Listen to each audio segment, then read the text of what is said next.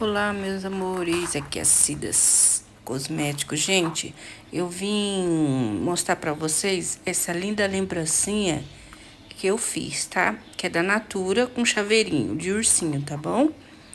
Eles são muito lindinhos, tá? Eu tô explicando pra vocês aí o passo a passo, como é que é, né? Se alguém tiver alguma dúvida, né? Só me falar nos comentários que eu responderei vocês, tá bom? É uma linda lembrancinha que eu tô fazendo, tá? Porque lembrancinha é o que sai mais, né? E é isso que os clientes gostam, né? Vai um sabonete e vai um chaveirinho, tá bom? Fica assistindo aí o passo a passo, vocês vão ver no final como vai ficar muito lindo, tá? Obrigada para quem for assistir o vídeo até o final. Eu agradeço, que Deus abençoe. Não esquece de seguir, viu? Beijo. Vou deixar aí um som para vocês, tá bom?